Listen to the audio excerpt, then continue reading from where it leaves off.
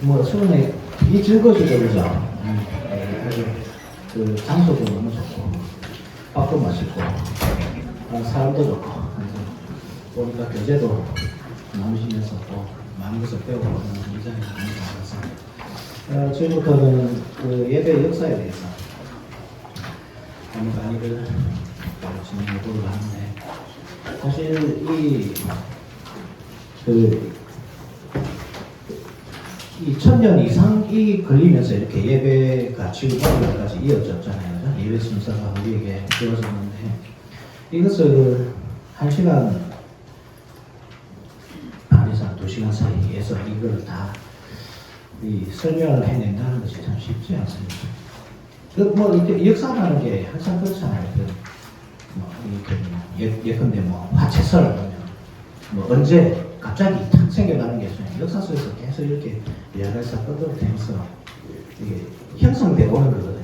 그런 것들을 다 추적해서 밝혀낸다는 것이 참 쉬운 작업이 아니고, 그래서 제가 식사를 하면서 최 목사님하고 잠시 이야기를 나눴지만, 역사 공부라는 게 한도 끝도 없고 머릿속에 다 들어가지도 않고요.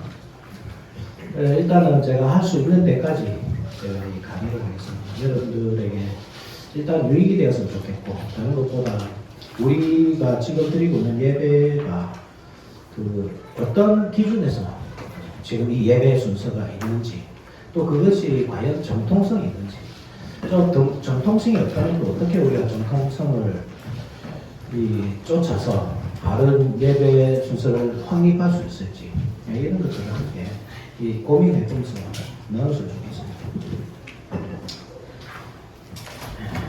자, 강의안 한번 보십시오. 제가 내드린 강의안. 예배의 역사. 예배란 무엇인가? 예배란 무엇인가? 이건 뭔가 내일 또 최 목사님도 하실 거기 때문에.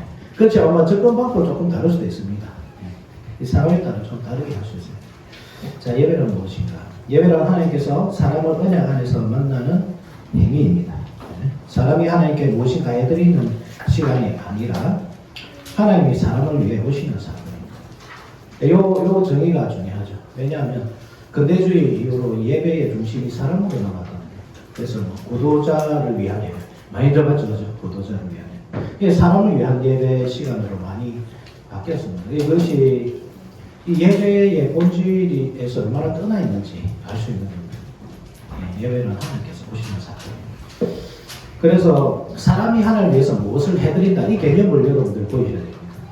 내가 우리가 이렇게 생각하기 쉬운 게, 예배 시간에 내가 잘 참석하고 빠지지 않고, 또 내가 헌신을 하고 뭐 섬기고 헌금으로 섬기고, 내가 이렇게 교회를 위해서 헌신했는데, 이게 엄청 불신앙적인 표현이란 말입니다. 내가 하나님께 해드린 것이 아니고 하나님께서 우리를 위해서 하시는 거죠. 자, 1-1 예배의 출발점은 인간이 아니라 하나님이십니다. 언약적 예배에서 가장 중요한 개념은 하나님이 먼저 찾아오시는 것입니다. 아브라함이 하나님을 찾으신 것이 아니라 하나님이 아브라함을 찾으시고 언약을 맺으셨습니다. 창세기 12장 2절. 그 후 아브라함은 제단을 쌓았습니다. 제단을 쌓았다, 이런 성경에 이런 표현이 나오면 예배를 드렸다, 이렇게 이해하시면 됩니다. 즉 하나님의 부르심, 그리고 인간의 예배 순입니다. 우리 예배 순서에 하나님의 부르심이 가장 앞서는 이유입니다. 하나님이 먼저 우리를 부르시고 그 부르심에 대한 응답이 예배다, 이 말입니다. 두 번째, 예배는 언약의 하나님을 만나는 행위입니다. 그것을 위해 하나님은 하나 좀 추가해 주죠. 시간과 장소를 마련하십니다. 시간과 장소. 시공이죠, 시공. 그래서 성경을 보면 하나님께서 그 공간을 거룩하게 만드시고 그 거룩한 장소에 사람을 부르시기도 하지만 시간을 거룩하게 만드시고 그 시간에 부르시기도 하잖아요. 그러니까 이 시간과 공간을 초월해 계시는 분이 하나님이시거든요. 그분은 그 시간과 공간을 초월해 계시지만 우리는 어쨌든 시간과 공간 속에 한정되어 있잖아요. 그럼 우리를 위해 찾아오시는데 아무 시간이나 아무 장소나 오시는 것이 아니라 하나님께서 정하신 시간에 정하신 때에 찾으신다. 이 사실을 잘 기억하셔야 됩니다. 이사야 58장 13절에 이런 말씀이 있거든요. 만일 안식일에 내 발을 거하여 내 성일에 오락을 행하지 아니하고 안식일을 일컬어 즐거운 날이라 여호와의 성일을 존귀한 날이라 하여 이를 존귀하게 여기고 내 길로 행하지 아니하며 내 오락을 구하지 아니하며 상사로운 말을 하지 아니하며 뭐라고 그러죠? 만일 안식일에 내 발을 거하여. 그러니까 안식일의 개념 자체가 하나님은 은유적이고 뭐 시적인 표현일 수 있겠지만 이 안식일이라는 그 시간의 개념을 공간의 개념으로 이렇게 표현하고 있죠. 시간인데 분명히 시간은 우리가 어떻게 발로 이렇게 밟을 수 있는 그 시간이 아니잖아요. 그치? 그렇지만 그 시간을 네 발로 더럽히지 말라. 그게 무슨 말이냐? 아브라함 조슈아 헬셀이라는 사람이 있는데 시간 속의 안식이에요. 안식이라는 아마 책으로 요즘에 나올 겁니다. 거기 보면 이제 그 개념을 잘 설명해 놨는데요. 우리가 성전으로, 그러니까 공간의 어떤 거룩성을 생각한다고 할 때에 그 구약이 개념했어요. 이 땅에서 가장 거룩한 곳이라고 하면 지성소잖아요. 그래서 지성소잖아요. 가장 거룩하다고 해서. 지성소보다 조금 덜 거룩한 곳이 성소거든요. 그리고 성전이고, 그리고 예루살렘이고, 그리고 가나안 땅이고, 그리고 온 세상이잖아요. 그러니까 이 성전으로 갈수록, 지성소로 갈수록 계속 더 거룩해집니다. 거룩의 계급이 있습니다. 그렇게 공간을 볼 때, 시간도 볼 때 그런 거룩의 계급이 있단 말입니다. 안식일이 가장 거룩한데 그게 바로 시간 속에 있는 지성소다 이 말입니다. 그러니까 우리가 안식일을 함부로 하는 것, 그죠? 안식일날 내가 마음대로 그 시간을 사용하고 오락을 행하는 그것이 무엇을 하는 거냐면 그 시간 속의 공간은 그 거룩한 공간을 내가 더럽히는 행위다 이 말이에요. 짓밟는 행위다 이 말이에요. 그러니까 네 발을 금하라 이렇게 말합니다. 그러니까 시공 두 개로 생각해야 됩니다. 우리는 하나님을 만나는 시간과 공간 두 가지를 다 생각해야 됩니다. 우리가 그 안식일은 조금 쉽게 생각하는 경향이 있는데 안식일이 상당히 중요합니다. 그렇게 생각해 보면. 그죠? 네 번째 개념, 다섯 번째 개념, 여섯 번째 개념, 일곱 번째 개념 쭉 있지만 살인하지 말라 그 명령에 대해서는 얼마나 조심합니까? 누가 그죠? 목사님 살인하러 가도 되겠습니까? 이렇게 물어보는 사람 아무도 없잖아요. 그게 비상식적인 것이 맞잖아요. 그죠? 그런데 우리가 목사님 내일 주일이지만 내가 어디 가야 됩니다. 이건 너무 쉽게 얘기한단 말입니다. 같은 개념인데. 그게 무슨 말이냐면 우리가 이 시간의 개념을 모르는 겁니다. 시간의 거룩의 개념. 시간도 그 거룩의 계급이 있다는 사실 아셔야 됩니다. 하나님께서 그렇게 이 성경 전체에 그렇게 표현해 놓으셨어요. 우리가 중요한 시간입니다. 시간과 공간 두 개다.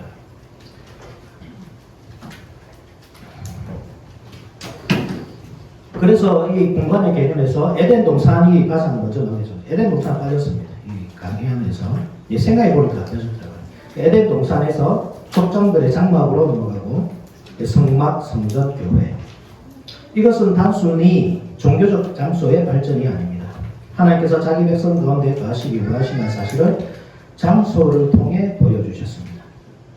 그리스도께서 오심으로 그 개념은 완성됩니다. 말씀이 육신인데요. 우리 가운데 거하심의 스케노오 장막을 치시고 성막을 치시고 1-3 예배는 반드시 말씀이 있습니다. 언약은 기본적으로 하나님께서 말씀하시는 것입니다. 시대산 언약을 떠올려보십시오. 하나님이 말씀하시고 그 백성은 했습니다. 그것을 위해 모세는 산을 오르락 내리락 합니다. 오르락 내리락 하는데 출애굽기 보면 그 언약을 내신 장면이 7번 그죠? 제 기억으로는 7번 오르락 내리락 올라가서 하나님 말씀 듣고 땅에 와서 백성들에게 말씀 7번 반복합니다. 하나님의 부르심, 말씀하심, 백성의 응답. 네가 하나님을 섬기겠느냐? 너희들 하나님 섬기느냐? 우리 하나님 섬겼습니다. 이렇게 번역을 했죠. 1-4 제사는 언약적 교제를 의미합니다. 화목제를 생각하면 이 점이 아주 잘 드러납니다. 모든 제사의 목표는 화목제입니다. 이거 한번 확인해 볼까요? 레위기 9장 한번 봅시다. 레위기 9장 15절에서 18절.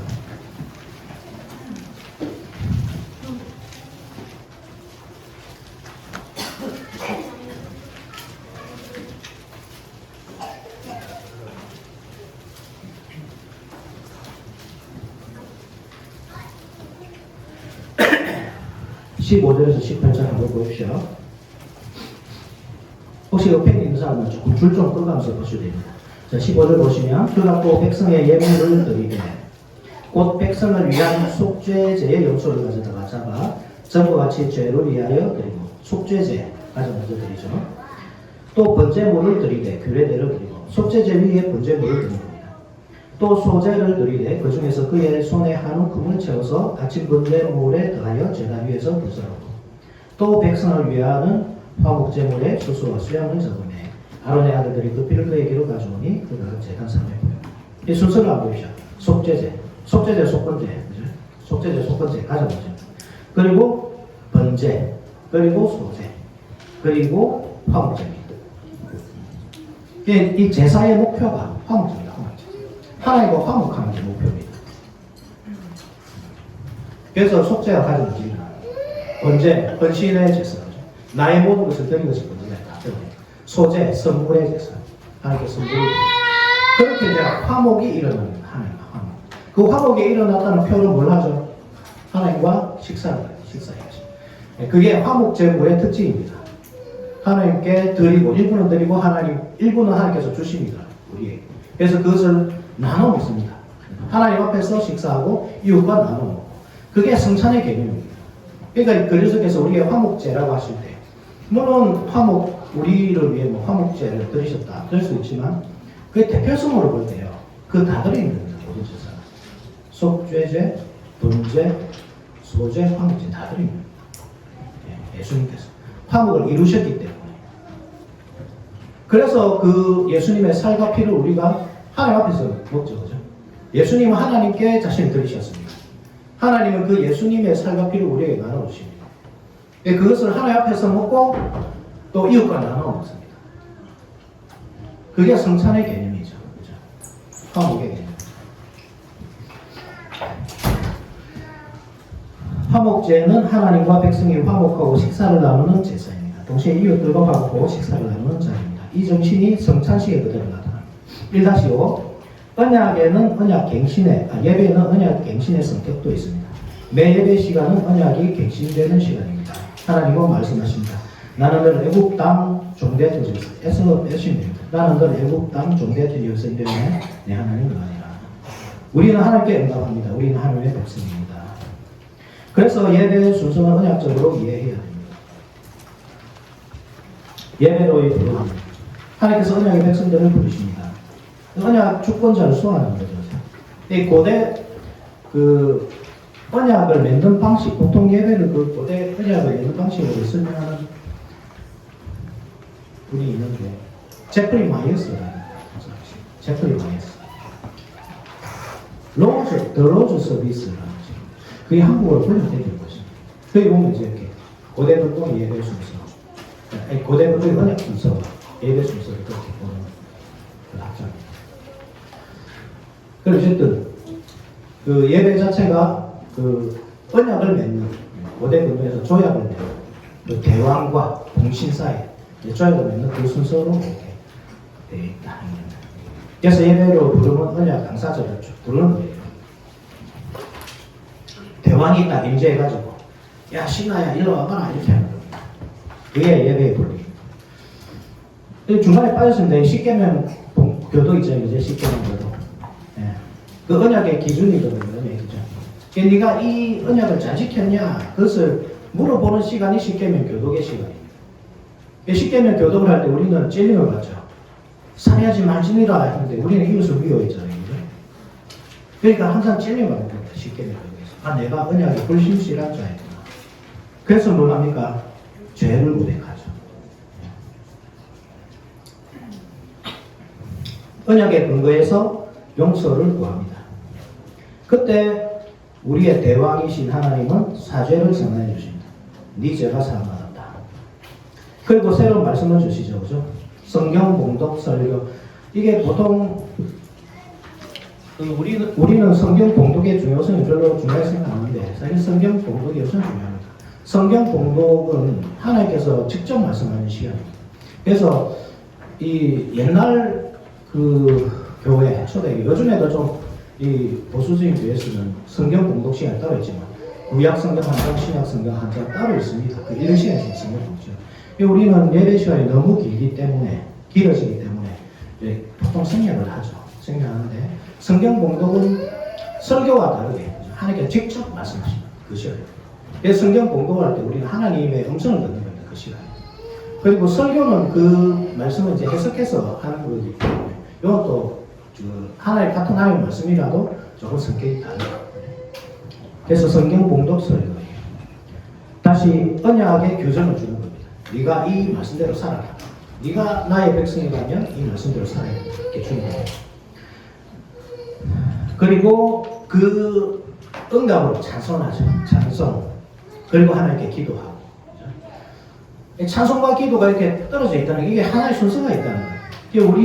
우리 이 기존 교회라 좀 이상합니다. 표현이 제가 표현이 좀 이상스럽더라도 좀 이해해 주십시오. 예, 저도 이제 예전에 제 교회도 다녔고 여러 교회를 제가 부교육자로서 경험을 해봤지만 가장 이상한 예배 형태가 뭐냐면 예배 순서 중에 가장 이상한 게 뭐냐면 흥금하면서 찬송하는 거. 이게 찬송이 따로 있는 겁니다. 이게 찬송 시간이. 이게 흥금 찬송 이게 뭐하고 똑같냐 하면 성경 봉독하면서 설교가 똑같은 겁니다. 그죠? 순서를 섞어버린 겁니다. 한쪽에서는 성경 봉독하고 있는데 한쪽에서 설교하는 것도 똑같은 겁니다. 이상하잖아요. 그러니까 같이 섞는 게 아닙니다. 찬송 순서가 따로 있고 기도 순서가 따로 있고 그리고 흥금 순서가 따로 있는 겁니다. 그러니까 찬송하면서 흥금하시겠습니다. 이게 엄청 이상한 거라고 해요. 이게 이해하시겠습니까? 찬송 순서가 따로 있습니다. 그리고 헌금, 언약적 감사와 헌신, 자신을 드리는 것이 헌금 가장 헌금은 나의 가장 좋은 것을 드리는 겁니다. 어제 제가 말씀드렸죠, 어제 가장 좋은 것. 나의 가장 좋은 것은 나 자신입니다. 그것을 명심하셔야 됩니다.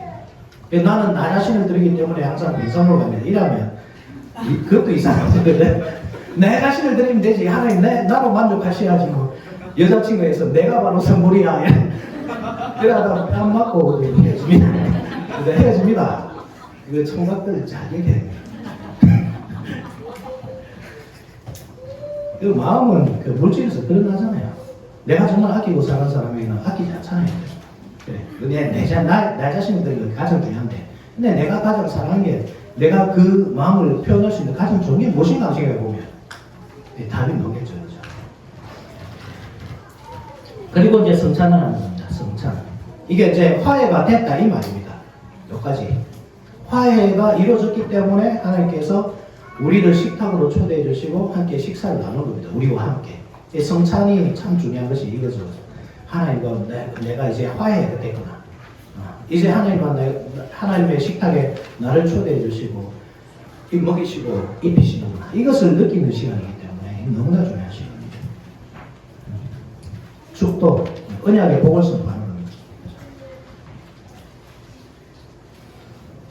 언약 갱신이라는 것은 그래서 이 예배가 언약 갱신이라는 의미인데 언약의 갱신이라는 것이 뭐 새 언약을 쓰는다 이 뜻은 아닙니다. 언약이라는 것은 깨지지 않고 그리스도께서 세우신 언약은 깨지지 않고 그대로입니다. 그러니까 이것을 좀 제가 쉽게 한번 설명해 보면 이렇습니다. 그 부부가 그죠? 엄청 싸우잖아요, 그죠? 엄청 싸웠습니다. 너무나 이게 꼴보기 싫은 짓을 하면 저렇게 막 졸고 그죠? 엄청 꼴보기 싫은 거 중요한 이야기인데 졸고 이렇게 얼마나 열받습니까? 그러니까 우리 이혼합시다. 도장 찍었어요. 다 찍고 법정에서 의원 다 해버린 겁니다. 그리고 이제 다음 주 주일날 만나서 이제 다시 합칩시다. 그때 우리가 너무 급했어요. 다시 합칩시다. 이게 언약 갱신이 아니란 말입니다. 언약 갱신이란 예배가 언약 갱신이라는 의미가 뭐냐면 사이가 소원해지는 겁니다. 이 졸기 때문에 너무나 사랑하지만 졸기 때문에 관계가 서운해지는 겁니다. 그래서 그 관계를 다시 회복하는 것이 갱신입니다. 그래서 뭐가 필요합니까? 두 분 다시 졸지 않겠습니다. 죄송합니다. 이게 필요합니다. 그러면 하나님께서 그래 두 분 다시 졸지 마. 그럼 다시 우리 관계는 다시 깊어졌어. 우리 다시 너무나 한때 조금 사랑하는 부부지만 조금 멀어졌지만 다시 이제 가까워졌어. 이렇게 되는 게 이게 예배란 말입니다. 이게 끈 완전히 단절됐다가 다시 합치는 것이 아니고 서원해져. 그게 뭡니까? 죄 때문에 그런 거죠. 죄 때문에 하나님 서원해진 그 관계가 예배에서 다시 아주 긴밀하게 합쳐져요. 자, 1-7 해봅시다. 넘어가서 하나님은 당신의 백성을 만나기 위해 장소와 시간을 마련하십니다. 자, 회막이죠. 회막. 오헬 모에드. 회막을 오헬을 모에드라고 합니다. 오헬 뭐 빨간색 장막 텐트 이런 뜻이 모에드 저약대 시간 약대 단수 뭐 이런 뜻입니다. 성막은 미식한이거든요. 우리는 회막과 성막을 이렇게 그 그냥 같은 말인데 교차적으로 사용하다 보통 이렇게 이해하잖아요. 어떤 때는 성막이라 하기도 하고 어떤 때는 회막이라 하기도 하고. 마이클 모라렌스라는 학자는 어떻게 보냐면 이 성막이 회막으로 이렇게 나아가는 것. 그것이 이 목적이라고 봅니다. 마이클 모랄레스는 학원면 그 책 학자들이 참 좋습니다. 그런데 그 일리가 있죠, 그죠? 그러니까 출애굽기 마지막에 보면 분명히 성막을 딱 완성하면서 끝나야 정상이거든요, 그죠? 성막이 완성되면 끝이잖아요. 그게 목표니까. 에덴 동산으로부터 한번 다시 처음으로 돌아갔어, 그죠? 에덴 동산으로부터 한번 출발해 봅시다. 에덴 동산. 거기서 사람이 쫓겨났습니다. 그럼 사람의 목표는 뭡니까? 다시 그 집으로 돌아가는 데 에덴 동산으로. 그죠? 신락원 되잖아요, 신락원. 다시 복락원 되는 게 사람의 목표라고 말입니다. 그래서 아벨의 제사가 중요하다 했잖아요. 아벨의 제사가 왜 중요하느냐. 그 잃어버린 낙원을 그래서 하나님과 이 단절된 교제를 회복시켜주는 것. 그것이 아벨의 예배였거든요. 이게 너무나 중요한 겁니다. 그런데 그것이 불완전하단 말입니다. 계속 족장들의 장막, 그죠? 그리고 성막까지 이어지는 그 과정을 보면 너무나 불완전한데 성막이 딱 완성됨으로써 가끔씩 하나님께서 오시던 하나님. 족장들의 장막으로서 가끔씩 옵니다. 아브라함에게 13년 만에 나타나게 하잖아요. 한 번씩 여러분 한번 생각해 보십시오. 우리가 그리스도인인데 예배를 13년 만에 한 번 드렸다 생각해 주세요. 그래서 매주 우리가 드리지만 우리 좀 지겨우니까 10년 뒤에 목사님 만납시다 이렇게 해가지고 자, 김영민 장로님 10년 뒤에 다시 이 자리에 오십시오 이렇게. 그죠? 이상하죠, 그죠? 근데 그때는 그랬다는 거죠. 족장들의 시대. 멀리 계시다 하나님이 13년에 딱 찾아가고 아브라함아 이렇게 오시는 거예요. 그런데 성막이 딱 완성되면서 어떻게 되냐면 하나님이 상주하시는 겁니다. 그곳에 엄청난 발전이 그러니까 성막이라는 것이. 그죠? 그게 성막입니다. 그러니까 성막이 딱 완성되고 하나님이 임재하시고 임마누엘이 완성된 거잖아요. 하나님 임재하시고 우리가 함께 거하시면서 항상 상주하시면서 우리가 뭐 물어볼 거 있으면 하나님께 가서 물어보고 내가 죄를 지었다 하나님께 진성 들어서 하나님 잘못했습니다 하면 하나님께서 그 죄를 사해 주시고 그 놀라운 시대가 딱 하나님의 통치하시는 그 시대가 딱 열렸는데 이 아름다운 세상 끝! 출애굽기에서 끝! 그게 정상이에요. 근데 내일 끝나지 않고 레위기로 이어진단 말입니다. 레위기로. 그게 왜냐하면 출애굽기 한번 찾아봅시다. 출애굽기 4장 한번 보십시오.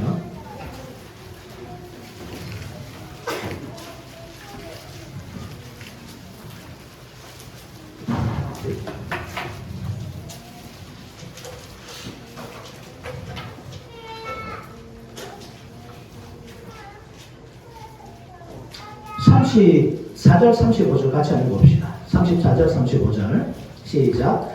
구름이 회막에 덮이고 여호와의 영광이 성막에 충만하네. 모세가 회막에 들어갈 수 없었으니 이는 구름이 회막 위에 덮이고 여호와의 영광이 성막에 충만하네. 모세가 못 들어가잖아요. 분명히 성막이 완성되었습니다. 성막 미식한 하나님의 집 그래서 미식한이 완성되었습니다. 근데 모세는 못 들어가는 겁니다. 모세가 못 들어가는데 일본 백성도 어떻게 들어갈까 도대체? 못 들어갑니다. 그래서 들어갈 수 있는 그 길을 보여주는 것이 레위기입니다. 제사 제도를 주시고 너희들이 하나님 앞에 들어가기 위해서 어떻게 해야 되는지 아느냐? 하나님을 만나 뵙기 위해서 어떻게 해야 되는지 아느냐? 그렇게 해야 돼. 그렇지만 너희들 죄 때문에 그렇게 해줄 수 없어. 그러면 어떻게 될까? 제사를 해야 돼. 그래서 제사 제도가 중요하고, 그죠? 1장에서 5장까지 제사 제도 중요하잖아요. 그리고 그 이해는 뭡니까? 직분에 중요하죠. 직분. 제사 직분에 대해서. 그리고 9장으로 딱 넘어가면 레위기 9장을 보십시오.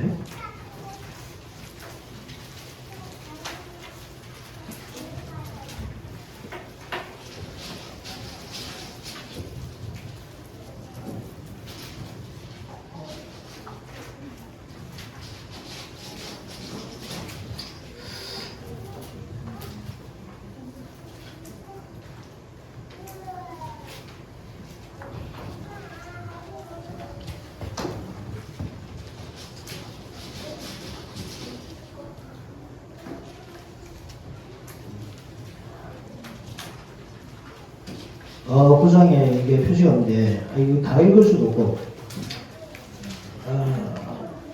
혹시 모세가 들어갔다 하는 표가 있습니까? 그들이 오전에, 그들이 모세가 명령한 모든 것을 요 앞으로 가져오고, 온 회성이 나오라, 요 앞에서 이제, 모세가 이르되 이는 여호와께서 너에게 하나님 임하신 여호와의 영광이 너에게 나타나리라. 모세가 또 아론에게 이르되 너는 제단에 나아가 내 속죄 제와 내 구절을 들어서 너를 위하여 백성을 위하여 속죄하고 또 백성의 예물을 들어서 그들을 위하여 속죄하되 이에 아론이 제사를 가져서는 저희를 위하여 속죄제 송아지를 잡으니 아론의 아들들이 그 피를 하루에 가져오니 아론이 손가락으로 피를 주고 제가 포도를 바르고 그 피는 제단 밑에 쏟고 그 속죄도 목사님 23절 23절입니까? 미안합니다. 다 읽어보겠다. 23절 같이 읽어봅시다. 23절 시작. 모세와 아론이 해막에 들어가서 백성에게 축복하니 여호와의 영광이 온 백성에게 나타나니라. 아유 고맙습니다. 그래서 모세가 들어갔다고 하죠. 아론으로 인해서. 아론이 사실 모세보다 높지 않습니다. 성경을 보면 모세의 지도를 받습니다. 아론이 제사장을 하더라고요. 그렇지만 그 대단한 모세라 할지라도 아론으로 인해서 성막이 들어가는 겁니다. 이게 직분의 중요성입니다. 직분의 중요성. 레위기가 그렇게 그것을 위해 기록됐다 이 말입니다. 그래서 성막은 그렇습니다. 성막은 하나님의 집입니다. 하나님이 거하시는 집입니다. 회막은 무엇이냐? 하나님이 그 백성들과 만나는 장소입니다. 그래서 성막으로 끝나면 안 되고 회막으로 나아가야 됩니다. 그 말입니다. 자, 표를 한번 보시면. 그래서 하나님이 그렇게 장소를 한 시간 일단 시간을 두고 장소 한번 봅시다. 원예의 에덴 동산이죠, 그죠? 에덴 동산. 창조 안식하면서 창조주 하나님께 영광을 돌리는 그것이 첫 번째 예배였습니다. 그런데 첫 번째 예배는 실패합니다. 나중에 보겠지만. 그리고 타락 이후에 이제 제사가 드려지죠. 첫 번째 예배. 에덴 동산에서 그 드리는 예배는 행위 언약의 근간 예배였습니다. 실패했고. 그래서 은혜 언약으로 인한 예배가 드려지는데, 족장들의 장막에서 성막으로, 또 성막에서 성전으로 이렇게 발전을 하죠. 그것들은 근데 다 그림자였습니다. 그죠? 실체는 예수 그리스도. 아까 우리가 요한복음 1장 14절 보았지만, 말씀 육신에 되어 우리 가운데 장막을 치시네. 그렇게 완성되는 겁니다. 성경 속의 예배 두 번째 한번 봅시다. 2-1 구약시대 A 에덴 동산. 에덴 동산의 예배가 원형이라고 했습니다. 하나님께서 인간에게 최초로 예배를 받으시려고 하신. 그런데 이게 실패했기 때문에 받으시려고 한 것. 아멘. 자, 말씀이 있었습니다. 생명하고 번성하라 이런 말씀 주시고, 그리고 중요한 명령을 주시고, 이 다른 모든 실과 내가 먹을 수 있지만 성곽을 알게 하는 마음에 실과만큼은 먹지 마라. 그 말씀을 주셨습니다. 아멘 해야 되죠, 그죠? 근데 아멘 안 했습니다. 그래서 먹었습니다. 그래서 하나님께서 예배 받기 위해서 딱 찾아오셨을 때 하나님께서 아담과 하와를 부르시잖아요. 부르심이 뭡니까? 예배의 부르심이거든요.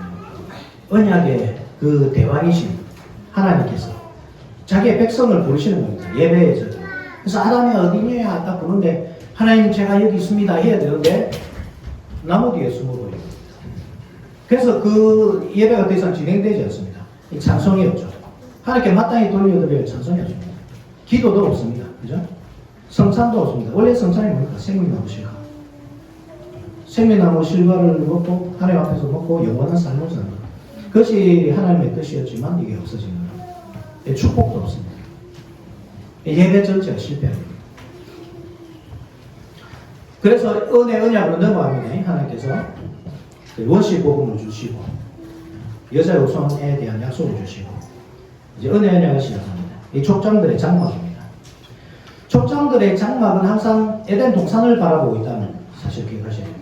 그래서 이 족장들의 장막의 특징이 뭐냐면 그 나무를 심는다, 그죠? 나무를 심는다. 혹은 나무 곁에 장막을 심는다. 그리고 우물을 파는 것. 이게 엄청 중요한 이 족장들의 장막의 특징입니다. 이 나무와의 관계가 있습니다. 이 에덴 동산을 연상시키는 겁니다. 에덴 동산의 생명나무와 성곽을 알게 하는 나무에 그 나무가 있었잖아요. 그리고 물이 에덴으로부터 발원해서 동산을 적시고 네개 강이 되어 흘러가는 이게 에덴 동산의 엄청 중요한 특징이거든요. 그것을 이렇게 실현하는 것이 이 족장들의 장막입니다. 그래서 나무 그리고 우물 이렇게 나눠줍니다. 그리고 성막과 성전으로 옮겨집니다. 이것은 가변성입니다. 항상 족장들의 장막은 물론 하나님께서 그들을 찾아오시고 그들을 만나주시고 그 은혜야 뭐 비교할 수 없이 큰 거지만 가변성이 있습니다. 왜 그렇습니까? 우물을 팠는데 원수가 와서 막아버리죠. 그죠? 막아버리고 빼앗기고 하고 쫓겨나기도 하고 그렇거든요. 아까도 말했지만 하나님은 13년 만에 나타나기도 하고 그것이 족장들의 장막의 한계라는 거예요. 그것이 이 비약적으로 발전한 것이 이제 이 에덴의 성막. 성막에 보면 이 천사들이 새겨져 있죠. 천사들이 새겨져 있고 그리고 항상 드러난 우물이 있죠. 물두멍. 그래서 뭐 따로 족장들이 파지어야 됩니다. 항상 있습니다. 그것은.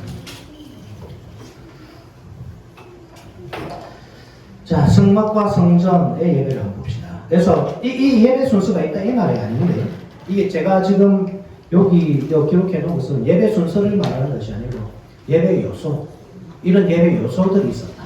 네, 그것을 이해하시면 되겠습니다. 저 말씀이 있었죠. 그 찬송이 있었습니다. 기도가 있고 성찬이 있고 화목제 그리고 축복이 있습니다. 축복. 민수 6장 27절. 그렇게 해서 이제 신약 시대로 넘어갑니다. 한 장 넘어가서 신약 시대의 예배 요소 한번 보십시오. 이 많이 발전하죠, 그죠? 말씀이 있고, 그 찬송이 있습니다. 그리고 기도가 있고, 봉헌이 있습니다. 자, 4번의 봉헌, 7번의 헌금, 이게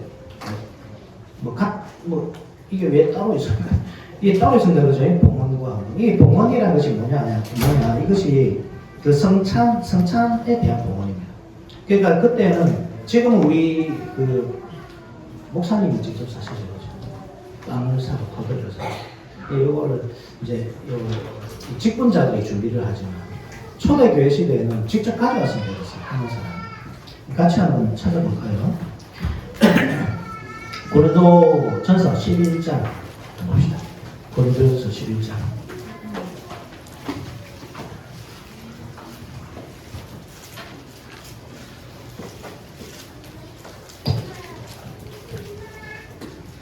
(17절부터) 한번 보는 게 좋을 것 같습니다. 17절부터 제가 한번 읽어보겠습니다. 여러분 눈으로 한번 따라 읽어보십시오.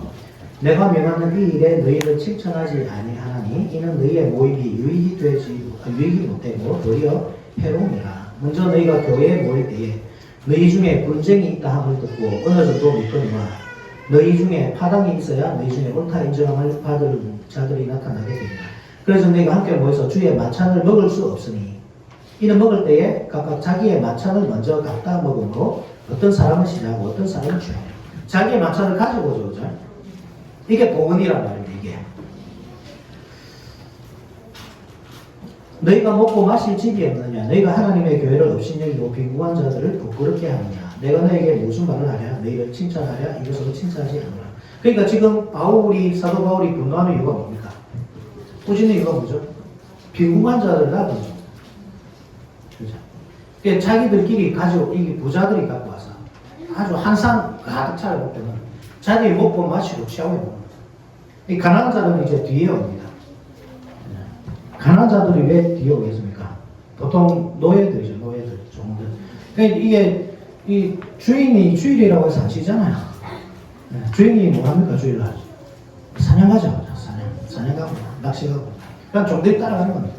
그래서 꽁을 잡으면 가서 막 주워오고 그 일을 하는 겁니다. 그 일을 마치고 이제 뒤늦게 예배에 합류를 하는 거죠. 이 사람.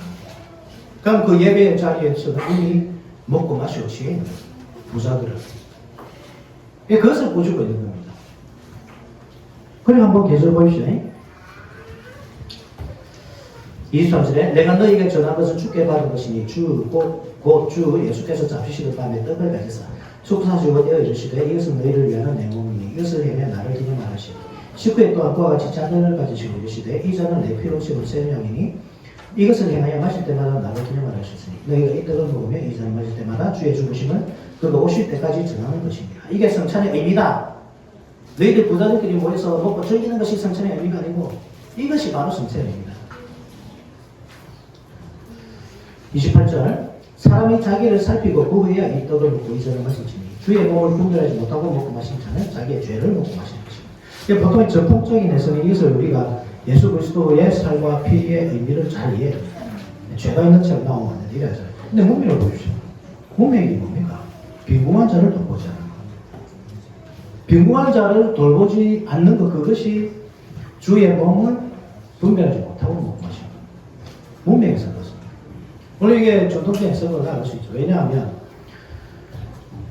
빈궁한 자를 돌보지 않고 자기가 가져왔기 때문에 자기가 먹는다. 이 개념이 뭐냐면 이게 결국은 그 근본적인 원인은 아담과 하와의 죄가 같습니다. 교만이다, 교만. 자기가 갖고 왔으니까 자기가 먹는 거잖아요. 자기 거라고 생각하는 겁니다. 하나님께 드린 것이 아니라. 그러니까 주의 몸을 분별하지 못하고 먹고 마시는 것이 그것이 우리 전통적인 해석으로 충분히 해석할 수 있습니다. 그렇지만 1차적으로는 가난한 자를 돌보지 않는 것. 그것이 주의 몸을 분별하지 못하고 먹고 마시는 것입니다. 그래 이게 왜 봉헌인 줄 알겠죠? 그죠? 봉헌. 하나님께 드리는 겁니다. 그 시대는 그랬습니다. 떡과 포도주를 가져가서 하나님께 딱 드리는 겁니다. 하나님께서 그것을 받으십니다. 받으시고 어떻게 합니까? 가난하든 부하든 동등하게 똑같이 나눠줍니다.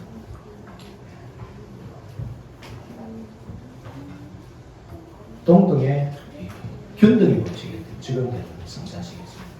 지금 우리는 이해가 안 됩니다. 왜냐하면 우리는 먹을 것이 넘치는 시대에 살고 있기 때문에 그렇습니다. 근데 그 시대에는 그런 시대가 아니기 때문에 그렇습니다. 자, 그것이 봉헌입니다. 그리고 세례이고 성찬이고 그리고 헌금 시간이 또 따로 있죠. 이게 가난한 자를 돌보도록 구제하도록 그래서 따로 또 하는 거예요. 그리고 축복이 있습니다.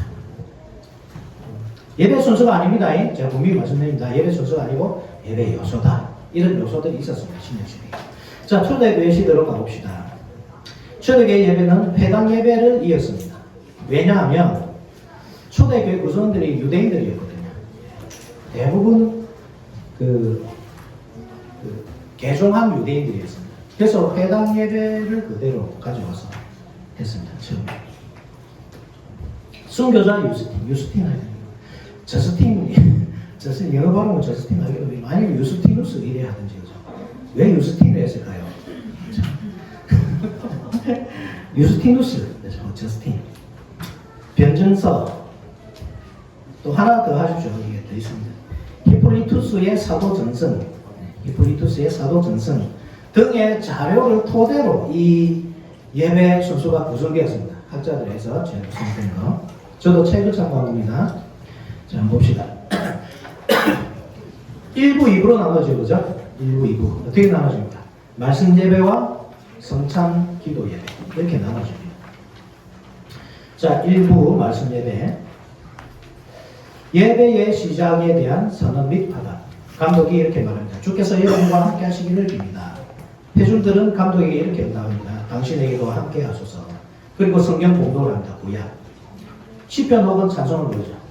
찬송은 이제 신약에 있는 말씀들을 곡으로 만드는 것. 그리고 성경 공독도 있습니다. 신약에서 신성. 그리고 또 그에 대한 응답으로 시편 혹은 찬송을 부릅니다. 그리고 또 성경 공독을 합니다. 사복음서. 성경 공독 엄청 많이 하죠, 그제? 그리고 설교를 합니다.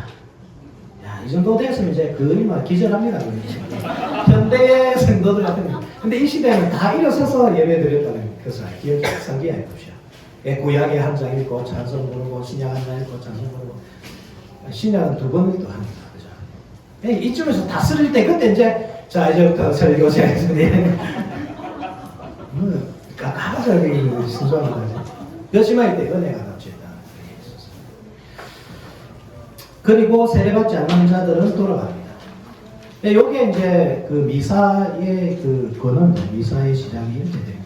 이게 미사가 이제 이렇게 이어지거든요. 그래서 이 그 세례받지 않는 사람들은 돌아가시요.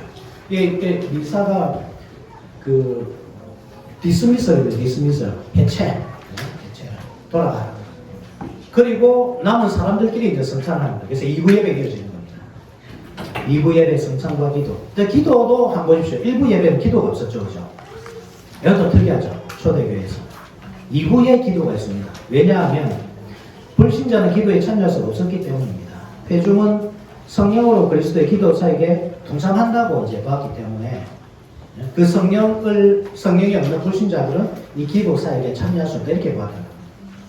그래서 다 돌려보내고 일단 초심자들은 다 돌려보내고 그 다음에 이 세례교인들, 성찬교인들끼리 모여서 기도하고 시작했다 이 말입니다. 그래서 이번 성만찬 감독의 인사와 회중의 화장 있고 평화의 입맞춤이 있습니다. 평화의 입맞춤 하니까 엄청 설레면서 총각들 뭐 주일마다 뭐 전쟁이 자리 전쟁이 일어날 것 같지 않습니까? 그렇지만 남자들끼리 여자들끼리 그런 입맞춤이었습니다. 좋다고 많았죠, 그지? 그리고 봉헌이 있습니다. 이거 가져오죠. 빵과 포도주를 봉헌합니다. 집사들이 상을 차립니다.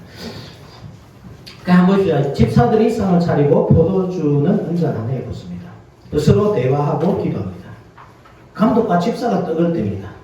감독과 집사가 회중에게 떡과잔을 나눠줍니다. 축하합니다. 왜 이 감독과 집사가 이 일을 하는지 아시겠습니까? 집사가 이 여기서 중요한 역할을 하잖아요. 이게 그 우리 장로교 전통에서는 이제 장로가 떡을 나눠줍니다. 그러니까 보통 이제 현대교에서는 그 집행과 그리고 분배, 집행과 분배를 분리하잖아요, 그죠? 집행은 목사가 하죠. 그런데 분배를 집사하나 장로가 하냐 이게 좀 의견이 갈릴 수 있거든요. 보통 우리 장로교에서는 장로들이 하지만 이 시대는 집사가 있다. 이 왜 집사가 가능하냐면 이게 봉헌이기 때문에 그렇습니다. 봉헌의 개념이기 때문에 이게 가난한 성도들을 나누는 개념이기 때문에 그렇습니다.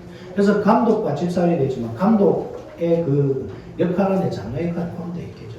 왜냐하면 장로가 가르치는 장로, 다스리는 장로가 같이 언급되는 것이기 때문에 여기에 삼직분이 함께 하는 겁니다. 그래서 이거는 우리가 조금 한번 생각해 봅시다. 왜냐하면 우리 동네연합교회는 그 집사님들이 여기 그 분배에 참여하죠, 그죠? 분배에 참여하는데 이제 이 개념을 한번 알고서 이제 해야 됩니다. 하더라도 알고서 해야 됩니다. 이것이 가난한 자를 위한 함께 그러니까 균등의 법칙으로 그죠? 나누는 개념에서 좋은 의미잖아요. 그렇지만 또 여기에 단점은 또 뭐가 있냐면 떡을 받을 사람과 안 받을 사람. 그러니까 저희 교회에 이런 일이 있었습니다. 그 통합 측에 통합주의 어떤 집사님이 우리 교회가 이 개척할 때도 와서 이제 함께 해주고 또 우리 교회 냉장고 좋죠, 그죠? 큰 냉장고. 그것도 기증하신 분이시거든요. 그분이 가끔씩 우리 예배에 참석을 하는데 오전 예배 때 한번 오면 제 성찬을 안 줬습니다. 그러니까 우리가 성찬을 처음에 이렇게 나와서 봤는데 이분이 나오는 거예요. 성찬상 앞으로. 그분이 이제 뭐 악의는 없죠. 악의는 없고 뭐 항상 그렇게 해왔으니까. 그냥 그 교회 집사고 집사는 뭐 성찬 항상 받잖아요. 그죠? 안 받는 게 이상하잖아요. 그래서 제가 막았습니다. 오지 말라고. 당연하죠. 우리는 이 다른 교단하고 같이 성찬 나오지 않잖아요. 그래서 못 오겠어요. 섭섭하지만 어쩔 수 없어요. 근데 저니까 할 수 있는 거예요. 제가 목사니까. 무슨 말인지 알겠습니까? 여러분들이 이렇게 하는 겁니다. 이게 성찬 받을 사람들이 안 내년입니다. 집사들이 만약에 가잖아요. 그러면 자기 없는 사람이 성찬을 받으면 막을 근거가 없습니다. 집사님들은 당신은 여기 못 봤습니다. 감독할 권한이 없기 때문입니다.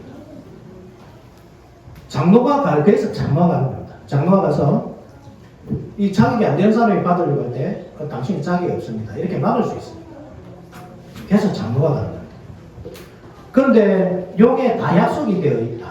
이게 뭐 성찬의 어떤 자리의 차이라고 하죠. 자리의 차이. 그죠? 우리는 이제 저희 교회 같은 경우에는 앉아서 이제 드리니까 반드시 장로가 해야 됩니다. 혹시 자격이 안 되는 사람 참여할 수 있기 때문에. 그런데 제가 동네교회 참여해 보니까 나오더라고요. 이렇게 교육을 그죠? 나오는데 이것은 뭐냐면 이미 감독이 되어 있는 거죠. 그러니까 적법한 사람만 이 자리에 나오죠. 그런 교회는 집사님들이 나눠줘도 뭐 법적으로 문제는 없다고 봅니다. 신학적으로, 법적으로는 모르겠습니다. 제가 이렇게 말할 수 없습니다. 저는 헌법을 뭐 제가 수정할 수 없는 거죠. 저는 그렇게 말할 수 없고 신학적으로는 문제가 없을 것 같습니다.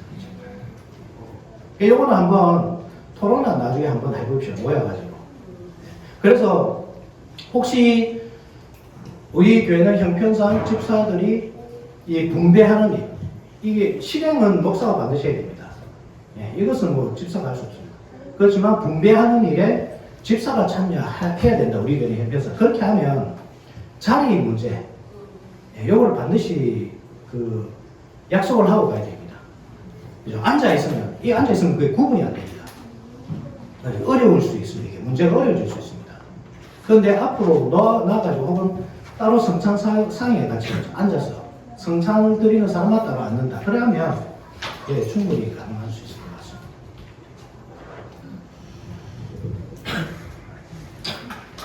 자, 그리고 축도가 이어지고 끝이 납니다. 자, 계속 한번 봅시다. 예배는 성찬과 성례로 나눠집니다. 설교가 끝나면 세례받지 않은 사람은 집으로 돌아갑니다. 성례가 시작됩니다. 회당 예배의 예전은 3세기까지 유지되다가 4세기에는 설교가 중심이 됩니다. 그래서 유명한 설교가 두 명이 나오죠. 동방의 크리스토도, 황금의 입이라 불렸던 사람, 그리고 서방의 어거스틴. 그리고 중세의 교회로 넘어갑니다. 예배의 타락이 시작되었죠. 중세. 5세기 게르만 민족의 대이동과 로마 제국의 붕괴로 성직자들의 교육 수준이 하락했습니다. 8, 9세기 카롤린거의 문예 부분은 어느 정도 개선됐지만 전반적으로 이렇게 상태였죠. 샤를만을 대죠, 그죠? 샤를만이 대제. 그 사람이 대학교 도시를 했잖아요. 그들은 예전이나 성례전 진례, 고해 성사도 이해 못했지만 무엇보다도 설교를 제대로 하지 못했습니다. 그래서 설교가 없었던 것은 아닙니다. 이게 이 성직자들의 수준이 이 질이 많이 떨어졌기 때문에 설교를 준비하지 못했기 때문에 표준 강해집을 만들어가지고 다 배포를 해서 이제 그 강해집을 보고 읽도록 했습니다. 설교가 없었던 것이 아니고 이렇게 표준 강해집을 보고 읽도록 했습니다. 중세기 초반에 그랬습니다. 많은 일을 했죠. 그러니까 이 예배 순서를 보면 엄청 복잡해지잖아요. 그렇지만 그 무엇도 설명할 수 없는 예배 형태가 이어졌습니다. 라틴어로 하자. 알아듣는 자기도 모르고 알아듣는 그 말로 성도도 못 알아듣고 자기도 못 알아듣고. 자, 카롤린과 왕조 시대에 표준화된 예전 한번 보십시오. 1부 말씀, 2부 성찬 이렇게 나눠집니다. 1부 말씀 예배, 신부의 인사가 있고, 그 다음에 자비를 구하는 기도가 있고, 그리고 찬양을 합니다. 봉기도 있습니다. 네, 구약 성경 봉독하고, 이어서 신약 성경 봉독, 서신서하고, 또 찬양을 합니다. 복음서를 또 읽기 위해서 가져옵니다. 그죠? 네, 복음서를 가져오는 동안 찬양합니다. 글로리아 디비 도미네, 주께 영광 이런 뜻입니다. 그리고 복음서 낭독을 하고, 영참, 삼성찬이죠. 트리사기오, 거룩, 요거, 그죠? 거룩하다. 이 차종을 부르고, 설교하고, 리타니, 연도, 바닥기도. 이는 이제 교창 형식의 기도입니다. 교창 형식의 기도. 한쪽이 이렇게 기도하면 또 한쪽이 이렇게 기도, 이런 식으로. 그리고 세례 교인만 남고 나머지는 해설합니다. 이때 미사 에스트 이렇게 합니다. 그때 이때 미사 뭐죠? 이때 미사 에스트. 가라, 모임이 끝났다 이 뜻이거든요. 모임 끝났다. 그러니까 미사란 뜻이 그렇단 말이죠. 미사는 왜 로마 가톨릭 예배를 안 하고 미사를 하느냐? 일부 말씀 예배가 끝나고 다 돌려보낸 겁니다. 그리고 믿는 사람만 나와서 성찬 예배를 하잖아요. 일부 말씀 예배가 희미해지면서 2부만 남는 겁니다. 2부만. 성찬 예배만. 그래서 미사라고 부릅니다. 예배를. 1. 봉헌. 성찬 예배 1번 봉헌합니다. 이 똑같은 예배 때도 떡과 포도주를 하나님께 드립니다. 상을 차리는 동안 시편 찬송합니다. 기도합니다. 기도할 대상을 기록한 공식 명부를 읽고 기도합니다. 평안에 입맞춤을 하고 평안을 위한 기도를 합니다. 신부와 해중간에 대화가 있습니다. 주께서 함께 하시기를 바랍니다. 당신의 기도 함께 하소서. 마음을 여십시오. 우리의 마음이 주께로 향하나이다. 하나님께 감사합시다. 그렇게 하는 것이 합당하나이다. 뭔가 천주교 미사 같은 느낌이 좀 듭니까? 그리고 떡과 포도주에 대한 봉헌 기도를 하고 찬양합니다. 산투스는 거룩하시다 이런 뜻입니다. 십자가 모양으로 전시된 떡 가운데서 하나를 포도주에 적십니다. 그러니까 떡을 이렇게 십자가 모양으로 이렇게 전시를 한단 말입니다. 십자가 모양을 딱 전시해놓고 하나를 딱 적시고 주기도문을 하고 이제 성찬 진례를 아주 나누죠. 주님의 몸 이렇게.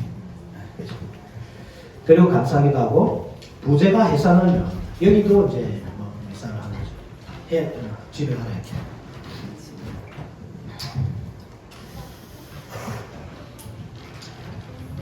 이 시간이 지나면서 이게 이제 사르마유 대제 때 이제 이루어진 그 예전이지만 시간이 지나면서 성찬 예배가 아주 중요하게 됩니다. 왜냐하면 가면 갈수록 이게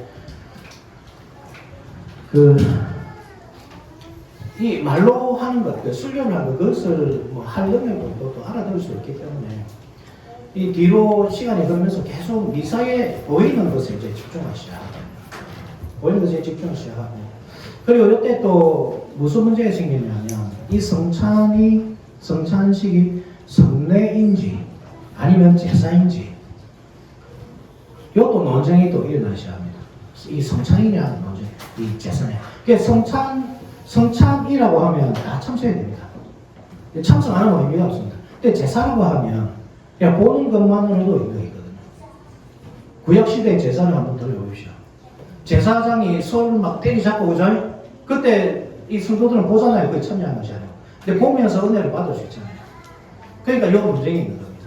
성례냐 제사냐. 그때 누구입니까? 신학대전 지었던 사람. 토마스 아퀴나스 사람이 이제 그런 사람, 토마스 아퀴나스라는 사람이 정리를 딱 해줍니다. 성찬은 성례이기도 하고 제사이기도 하다 이렇게 정리를 해줍니다. 그래서 이제 그때부터 본격적으로 보는 예배가 시작되는 겁니다. 제사라고 했으니까 보면서 은혜를 받으면 이제 보면서 은혜 받으려면 뭐 해야 됩니까? 가장 좋은 관람석에 와야 되잖아요. 그러니까 막 앞자리 서로 차지하려 쓰는 거예요. 지금 앞자리 서로 안 앉으려고 막 뒤로 가잖아요. 쭉 앞자리에 앉아가 이게 이 좋은 구경을 놓칠 수 없으니까 제사가 일어났는데 그리스도의 피가 막 이렇게 뿌려지고 그죠? 살이 찢어지고 그 좋은 구경을 놓칠 수 없습니다. 다 빼서 안 하는 거예요. 그게 시작이에요. 사제들만의 제사, 사제들만의 예배, 사제 중심의 예배죠. 종교 개혁은 뭐겠습니까? 그러면 종교 개혁 당연히 사제 중심의 예배에서 성도 중심의 예배로 다시 돌려줍니다. 그 사건이 종교 개혁입니다. 계속 한번 봅시다. 5번 종교 개혁 시대 예배 회복이죠. 자, 같이 한번 읽어봅시다. 시작. 예배는 하나님과 사제의 만남이 아닌 하나님과 그 백성의 만남임을 언약 우리가 예배가 무엇이냐 언약이다 하면서 우리가 정리를 했었죠. 그죠? 예배가 언약이라고 할 때 하나님께서 대원이신 하나님께서 그 공식을 부르시는 시간인데 예배는 내 백성 안 나오라 하는 그 시간이란 말입니다. 그것을 다시 회복했다 이 말입니다. 자, 다시 읽어봅시다. 두 번째 시작. 그 중심에 설교가 있어서 사제들의 퍼포먼스를 구경하는 자리에서 언약의 내용을 수여받는 위치로 회복했습니다. 그리고 시작. 그리고 성내 1년에 한 번 하던 것을 적어도 한 달에 한 번 하는 것으로 매일 하고 싶었습니다. 10월에 칼빈의 주장이 그렇습니다. 이 개혁교회, 우리는 개혁교회적인 개혁교회주의 장로교회지만 개혁적인 장로교회지만 개혁교회, 유럽의 개혁교회, 대륙의 개혁교회는 성찬과 말씀의 균형을 엄청 맞추려고 노력을 하죠. 그래서 설교가 매주 한 번이니까 성찬도 매주 한 번 이렇게 돼요. 나중에 뭐 보겠지만 존 락스는 칼빈에서 배웠지만 그 스코틀랜드로 돌아가서 성찬보다 말씀을 더 중요시했거든요. 성찬은 매주지만, 설교는 매주지만 성찬은 1년에 4번 아니면 1년에 2번 이렇게 했습니다. 이 개혁주의와 장로교의 조금 차이였습니다. 그래서 개혁교회에서는 매주 하는 것을 강조했다. 칼빈이. 그런데 이것을 반대했습니다. 시교회가. 왜 반대했냐면 미사가 그랬잖아요. 미사가 매주 성찬이잖아요. 그러니까 칼빈이 매주 성찬하니까 이 미사로 돌아가자 말이야. 이렇게 되는 거예요. 그래서 시교회가 막합니다. 그래서 칼빈이 그 반대에 부딪혀서 매주 못하고 한 달에 한 번 하게 되고 그것이 지금 거의 뭐 뿌리를 내죠. 그렇게.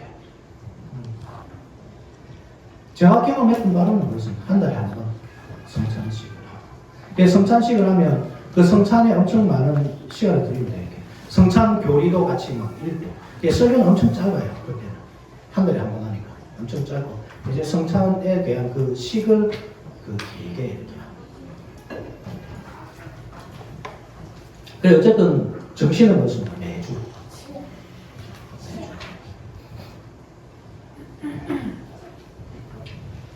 성찬 매주 하는 게 좋습니까? 매주 한 달에 한 번 하는 게 좋습니다. 6개월에 한 번 하는 것도 괜찮습니다.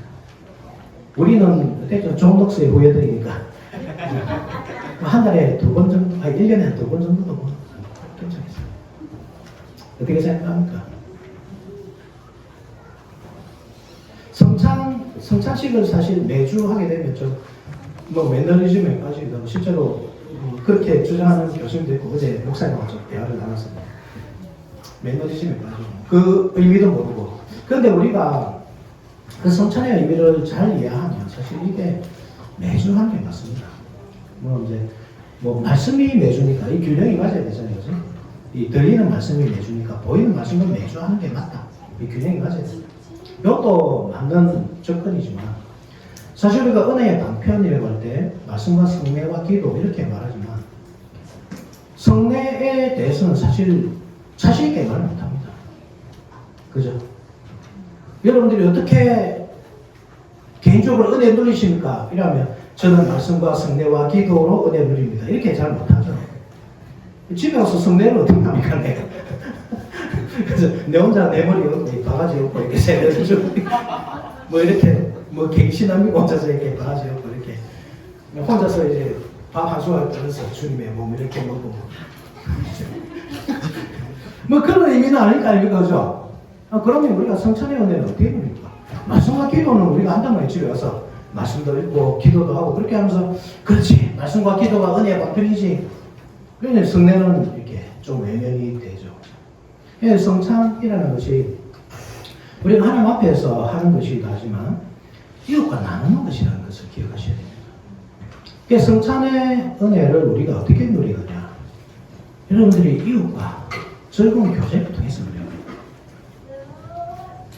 여러분들이 이웃과 화목하다면 집에 돌아갔습니다. 예배하면서 집에 돌아갔어. 이제 전화하면 김영민 장로님 잘 계십니까?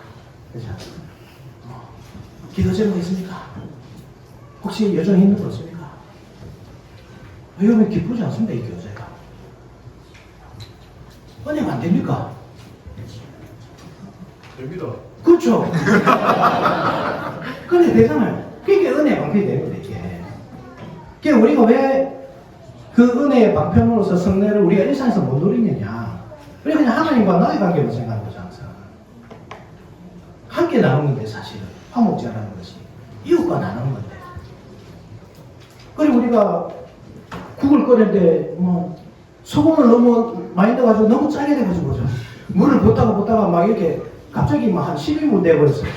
그럼 내 혼자 못 먹으니까 김영희장님 우리 같이 나눠 먹읍시다.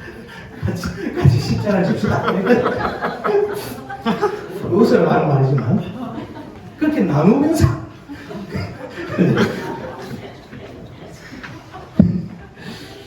예, 그렇게 할 수 있습니다. 사실.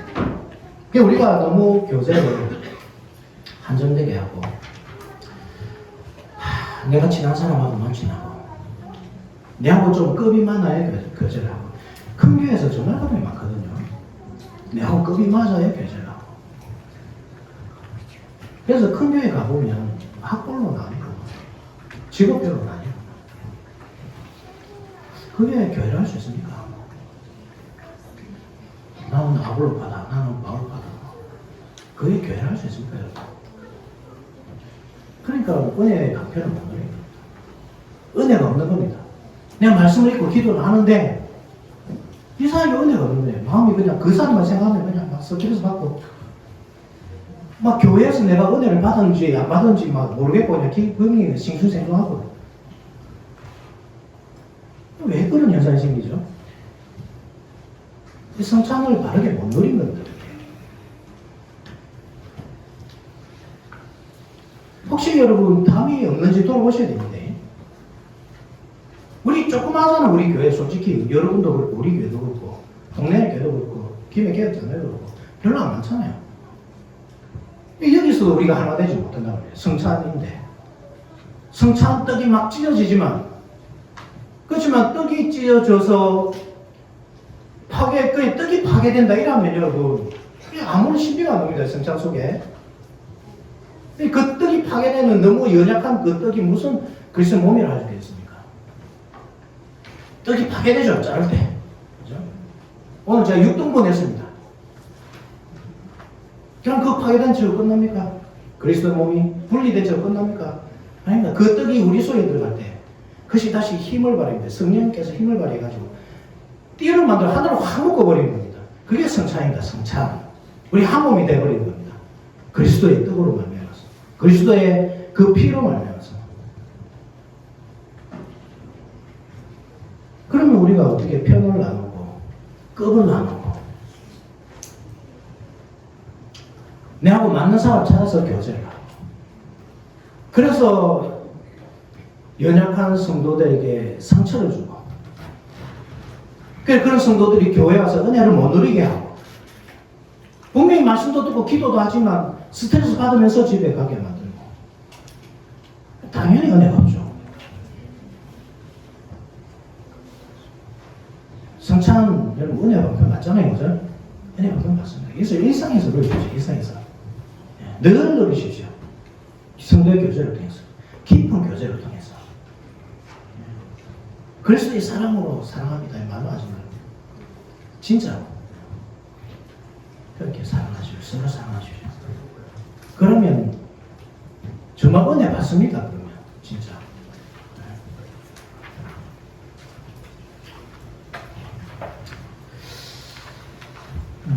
자, 칼뱅의 제네바 예식과 녹스의 장로교 예식. 자, 칼뱅의 그 예배 예식에 대해서 조금 말씀드리자면, 칼뱅은 예배를 규정한 거, 이 예배 순서를 이렇게 딱 규정 딱 해놓고 다 나를 따라 이렇게 안 했습니다. 대부분이 우리가 칼빈주의라고 하잖아요, 그죠? 칼빈주의다 이 말이 대부분이 칼빈 선생을 따르다 이 말입니다. 칼뱅 선생을. 그런데 칼뱅 선생은 자 내가 이렇게 딱딱딱 정했으니까 따라온다 이렇게 안 했습니다. 자유를 줬습니다. 예배 요소만 있다면 그죠? 자유가 있었습니다. 그 교회의 형편에 따라서. 그래서 존 녹스의 이 성찬 4번, 1년에 4번에서 2번 이게 틀린 것이 아니라 말입니다. 형편에 따라서 그렇게 했겠죠. 자, 봅시다. 네, 거의 비슷합니다. 그죠? 회중의 길이 시편 찬송으로 시작하고, 죄 고백이 있습니다. 사죄 선언이 있고, 시편 찬송을 부릅니다. 존 녹스 시편의 운율화, 이걸 따라간 겁니다. 시편의 운율화가 뭐냐? 원래는 시편 찬송이라면 노래를 부른 것이 아니고 시편을 외운 거죠. 그러니까 이게 그 중간에 중세시대에 시편 찬송이 갑자기 사라지거든요. 그 이유가 무엇이냐면 외워서 하는 건데 성경책이 뭐 아주 보편적이지 않잖아요. 지금 성경책 한 권이 뭐 집 한 채 값인데 그 당시에 구텐베르크가 금속 한자를 개발하기 전까지 책 하나가 집 한 채 값이었잖아요. 성경은 제가지입니다. 이런 사람에게. 그러니까 외워서 노래를 불러야 된다. 시편 찬송을. 그런데 무식하게 너무 천박한 표현이라서 조금 배움이 부족한 그죠? 게르만 민족들이 교회에 확 유입되는데 이 사람들이 어떻게 시편을 외우고 찬송을 부르겠습니까? 찬송 자체가 안 되는 겁니다. 그래서 어떻게 하느냐? 사제들이 하는 겁니다. 대표로. 찬송 대원들이, 찬양가 대원들이 하는 겁니다. 그때부터 그러니까 생긴 전통이 그럽니다. 찬양 대원. 그래서 종교개혁에서 중요한 것이 찬송을 일반 회중에 돌려준 거죠. 네, 일반 회중에 돌려준 건데 그 작업 중에 가장 중요한 게 무엇이냐? 시편의 음율화입니다. 시편의 음율화. 우리가 지금 부르는 시편 찬송. 시편에다 곡을 붙인 겁니다. 외우기 쉽잖아요. 그죠? 제가 좀 찔린다 사실. 저는 잘 모르겠는데. 그렇지만 우리가 이론적으로 알잖아요. 이론적으로. 이 어떤 것을 외울 때 노래를 곡조를 붙여서 외우면 잘 외워지더라. 그래서 시편의 운율화. 이것을 존 녹스가 이 스코틀랜드에 가져와서 그렇게 합니다. 근데 스코틀랜드 그 시편 찬송은 제네바 시편 찬송하고 다르죠. 그죠? 다릅니다. 우리 찬송가하고 비슷합니다. 스코틀랜드 시편 찬송가. 그리고 우리 찬송가, 우리 곡조가 비슷하고. 이 제네바 시편 찬송은 조금 이질감은 좀 느껴지죠. 그리고 무반주 대창. 이게 어떻게 하냐면, 이렇게. 이 영화는 그런지 상대편을 다 땡, 트라이앵글. 그거 말고 이렇게 딱 맞추는 거 있지 않나? 땡 하면 그 도에서 하면 위에서 돼요. 뿌리셔. 아니, 저는 음악이 무서운지. 하여튼 제가 제가 스코틀랜드 그 자유교회를 제가 한 6개월 정도 출세한 적이 있었거든요. 이게 장로님인지 집사님이 나와서 땡 치면 거기에 맞춰서 같이 부르는 거예요. 반주가 없습니다. 피아노 반주가. 땡 하면 그 소리를 듣고 딱 노래를 다 같이 부르는 겁니다. 엄청 보수적입니다. 스코틀랜드 이 자유교회가. 네. 제가 느끼기로는 이 캐나다 개혁교회보다 더 보수적이었습니다. 진짜 보수적입니다. 그리고 정선자가 뭐냐면 먼저 부르는 겁니다. 땡 치고 거룩 하면 이제 다시 따라 부릅니다. 그걸 맞춰가지고 온 정도가. 그리고 소수의 표준곡조. 이 말이 무슨 말이냐면 그 곡조가 많으면 사실 헷갈리지만 외우기 어렵고 그러니까 똑같은 곡조에다가 여러 시편을 같이 막 넣는 겁니다. 그래서 어떤 거는 한 곡에 한 10개, 20개 이렇게 같은 곡조에다가 이게 그 박자만 맞으면 다 집어넣는 겁니다. 이렇게 이제 했다 이 말입니다. 이렇게 하려고 노력했다. 그래서 곡 하나만 알면 한 10개, 20개 부를 수 있도록 이렇게 만들었다 이 말입니다. 다섯 번째, 성령의 조명을 구하는 기도. 여섯 번째, 성경 공동 및 설교. 예, 여기 있죠. 이제 설교와 성찬의 균형을 강조했습니다. 이 개혁교회입니다. 장로교회는 설교가 매우 강조합니다. 예, 하나님의 말씀. 일곱 번째, 중보기도. 여덟 번째, 사도신경. 아홉 번째, 성찬제정사 봉독 오면. 그리고 주기도문. 그리고 성찬분병 분장 있고, 칼뱅은 매주 하자 있고, 존 녹스는 연 2에서 4회. 시편 찬송 그리고 주도 이렇게 끝마쳤습니다. 자, 2번 봅시다. 시편 찬송. 초대교회 시대에는 온 회중이 찬송을 불렀습니다. 응답창은 이제 목사가 하는 거죠. 한 목사, 여러분들은 하나님의 종입니다. 예를 들어서 이렇게 하면 이제 회중들이 맞습니다. 우리는 뭐 무지한 양입니다. 이런 식으로 그죠? 이렇게 응답하는 겁니다. 이게 교창은 이제 서로 성도들끼리 이제 갔다 왔다 하는 거죠. 1분단, 2분단 이렇게 하면 이렇게 갔다 왔다 하는 거죠. 그리고 제창은 다 같이 한 목소리로 부르는 이렇게 하는 형상이 있었습니다. 초대교회는. 콘스탄틴 대제 이후 예배당이 커지고, 콘스탄틴 대제가 313년이죠. 그때 기독교를 공인하면서, 원래는 예배당이라는 것이 집이었습니다. 커다란 집에 한 모이는 거였잖아요. 그게 최선이었습니다. 그런데 이때부터는 기독교가 공인되면서 예배당을 짓기 시작하거든요. 큰 예배당이 이제 모이기 시작하는 겁니다. 회중이 늘어나면서 시편 전체를 외우기 힘들어하는 회중에게 훈련된 낭송자와 성가대에게 넘어갔습니다. 결국 중세시대의 회중은 듣는 자, 성직자 성가대는 부르는 자라는 구도로 굳어졌습니다. 종교개혁가들은 찬송을 회중에게 돌려주었습니다. 칼뱅은 제네바 시편, 존 녹스는 스코틀랜드 시편, 루터는 일반 찬송가를 직접 제했습니다. 루터는 시편 찬송을 고집하지 않았습니다. 그래서 이 사람이 직접 이제 찬송곡을 많이 잡고 있죠. 내주는 강한 성이요. 마틴 루터가 만든 찬송입니다. 3번 성찬의 집행과 공배. 쩌빙글리는 회중은 앉은 채로 장로와 집사가 떡과잔을 나눈 방식을 채택했습니다. 칼뱅은 회중이 성찬 앞으로 걸어 나와서 공배받고 자기 자리로 떠나는 방식을 취했습니다. 파론개혁교회는 성사상에 둘러앉는 방식, 목사가 공병 분전하고, 북미개혁교회 승례 집행과 공배를 구분합니다. 목사나 위임받은 장로가 집례합니다. 집사는 궁핍한 자를 돕는 사에게 집중합니다. 예배 시간에 걷는 헌금이 있고, 헌금이 보면 두 가지로 집행이 되거든요. 저희 교회도 그렇게 하는데, 동네 교회도 그렇게 하는 걸로 제가 보는데, 예배 시간이 시작되기 전에 먼저 헌금 봉투함에 혹시 헌금을 냈습니까? 그거 없습니까? 무조건 예배 시간에 다 합니다. 북미개혁교회는 어떻게 하냐면, 예배 시간에 들어오기 전에 헌금을 합니다. 헌금통에. 저희 교회도 그렇게 합니다. 먼저 11조나 기타 헌금들, 학교를 위한 기금, 그런 것들은 다 헌금통에 넣고 들어옵니다. 그리고 예배 시간에는 어떤 헌금을 하냐면,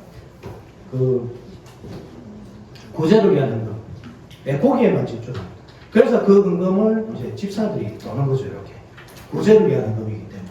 그래서 예배 시간에 하는 그 구제 헌금은 실제로 구제를 위해서만 쓰면 됩니다. 그래서 예배 밖에 왜 헌금이 있느냐면, 그것도 물론 하나님께 드리는 것이지만, 거기에는 교회 운영과 때로는 상관없는 학교 운영을 위한 헌금도 들어있고, 물론 거기에 목사 사례도 들어있습니다. 그렇지만 더 효율적으로 하기 위해서 아마 그렇게 하는 것 같습니다. 그렇게 교회 예배 밖에 현금이 있고 예배 안에 현금이 있습니다. 이것도 나중에 한번 나눠보십시오. 무엇이 좋을지. 이것은 꼭 초대교회 같이 않습니까? 봉헌, 아까 봤죠, 그지? 성찬을 위한 봉헌. 그것은 가난한 자들과 같이 나누는 거잖아요. 또 나눠주기도 하고, 구제를 위해 쓰이기도 하고. 그리고 또 이 예배 마치기 전에 헌금이 있거든요. 그죠? 그것도 물론 가난한 자를 위해서 사용되기도 하지만, 그렇게 두 번 헌금이 있는 것, 그 전통과, 그리고 개혁교회에서 하는, 그죠? 예배 밖에 헌금, 예배당 밖에서 헌금하고 들어오는 것, 그리고 예배 시간에 또 따로 이게 봉헌을 한다고 하는 그 시간, 그렇게 두 번으로 나누어지면 그것을 한번 토론해 보십시오. 뭐가 좋을지. 이런 의미가 있습니다.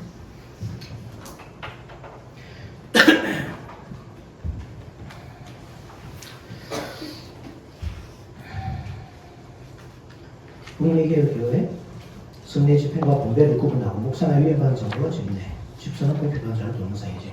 이렇게 했죠. 그 집사가 분배를 돕는 문제. 요거는 앞서 제가 잠시 말씀드렸습니다. 국리개혁교회에서는 열려있는 편등급이 없습니다. 그러니까 이게 뭐 교회에서 직접 누가 해야 된다 이것은 없습니다. 집사는 하면 안 된다 여기 없단 말이에요. 장로만 해야 된다 여기 없단 말이에요. 그래서 어느 정도 열려있는 것 같습니다. 이것은. 그런데 장로교회는 이제 조금 엄격합니다.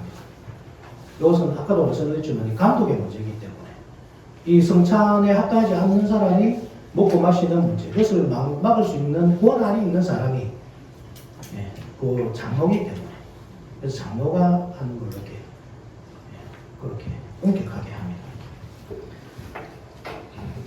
4. 흥금 순서가 뚜렷이 고정되지 않았습니다. 앞서 우리 예배표를 한번 보면 흥금 시간이 따로 없죠, 그죠? 이런 특징이지 않습니까?